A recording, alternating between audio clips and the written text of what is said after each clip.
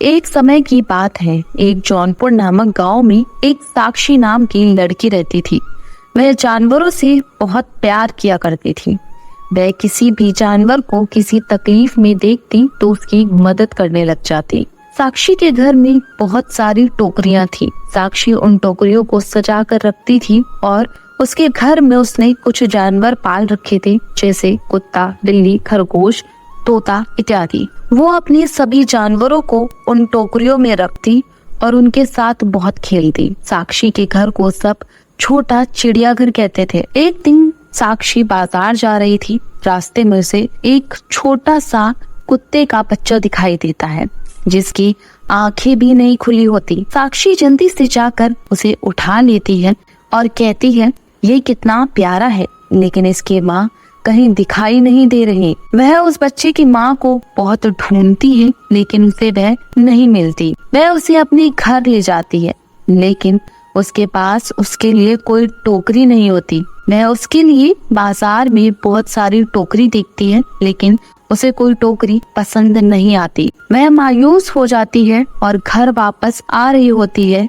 तभी उसे मंदिर के बाहर एक टोकरी दिखाई देती है। साक्षी बोलती है, कितनी सुंदर टोकरी है, लेकिन इसे ऐसी कौन छोड़ गया। मैं पंडित जी से पूछकर ये टोकरी घर ले जाती हूँ। साक्षी मंदिर के अंदर जाती है और पंडित जी से पूछती है, पंडित जी क्या मैं ये टोकरी ले जाऊँ? पंडित जी कहते हैं, हाँ बिटिया, वैसे भी ये है यहाँ पड़ी ही है, पता नहीं कौन छोड़ गया। अब साक्षी वो टोकरी घर ले जाती है और उसमें छोटा सा बिस्तर लगाती है। उस बच्चे को उसमें रखती है। जैसे ही वह कुत्ते का बच्चा उस टोकरी में जाता है, वह इंसानों की भाषा में बात करने लगता है और बाहर आते ही फिर से वैसा ही हो जाता है। साक्षी चौंक जाती है और सोचती है, ये कैसी टोकरी है। एक काम करती हूँ, किसी और जानवर को इसमें डाल कर देखती हूँ। साक्षी अपनी बिल्ली को उस टोकरी में रखती है। जैसे ही बिल्ली उस टोकरी में जाती है,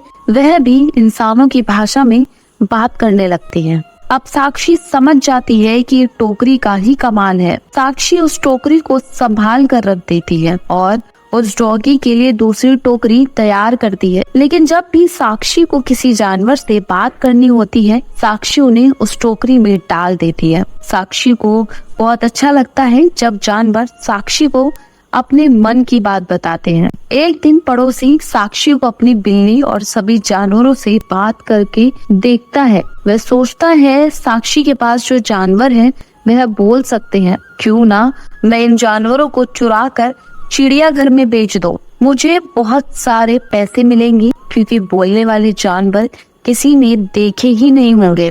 अब पड़ोसी साक्षी के जानवरों को चुराने का प्लान बना लेता है और गलती से उस दिन साक्षी उस जादुई टोकरी को जानवरों के पास ही भूल जाती है। अब रात को पड़ोसी चुपके से जानवरों को चुराने के लिए आता है और जैसे ही वह जानवरों को चुराने के लिए सबसे पहले बिल्ली को हाथ लगाता है, वह खुद बिल्ली बन जाता है। अब उसको देखकर सारे जानवर आवाज करने लगते हैं। साक्षी भाग कर आती है, क्या हुआ, तुम सब इतना तेज क्यों चिल्ला रही हो? इतने में उसकी नजर दूसरी बिल्ली पर पड़ती है और साक्षी सोचती है, ये कहाँ से आई। वह उस बिल्ली को टोकरी में बैठाती है और उससे पूछती है कि वो कौन है। टोकरी में बैठी हुई बिल्ली बोलती है, मैं तुम्हारा पड़ोसी हूँ, मैं तुम्हारे जानवरों को चोरी करने आया था, लेकिन पता नहीं कैसे मैं बिल्ली बन गया।